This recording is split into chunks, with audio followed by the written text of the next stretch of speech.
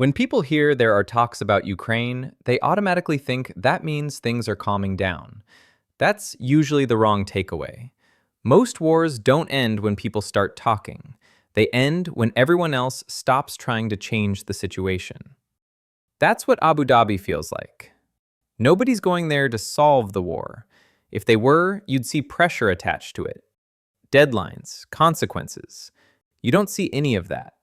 What you see is people trying to figure out whether this is the version of the war they're going to be living with. Russia doesn't need anyone to officially say it won. It just needs things to stop changing.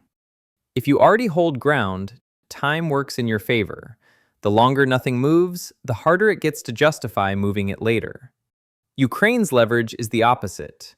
A lot of it comes from the fact that the war still feels open, unstable, unfinished.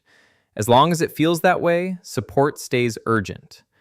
Once it starts feeling managed or contained, that urgency drops off fast. That shift doesn't happen after a treaty. It happens before one. It happens when people start planning around the current situation instead of planning to reverse it. That's why Abu Dhabi matters. It's not about headlines or speeches. It's about planners comparing notes. Governments, sure, but also people thinking about money, rebuilding, risk, whether this region is something you touch or something you avoid for years. Those people don't need peace. They just need to know whether the line is likely to move again. And look at what's missing from these talks. There's no clear path to force territory back. No mechanism that makes anyone comply if they don't want to. No timeline that actually changes anything. What you get instead is process, meetings, careful language.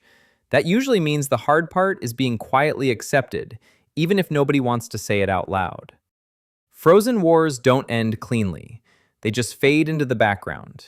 Attention moves on, budgets tighten, other crises take priority. And a few years later, everyone talks about the map as if it was inevitable. That's the risk here. Maybe these talks reduce violence for now, and that matters, but they also make it easier for the world to adjust to the current situation. And once that adjustment happens, it's very hard to undo. So when you hear about talks, don't hear peace. Hear this. People are checking whether they can live with this outcome. Because once they decide they can, they usually stop trying to change it.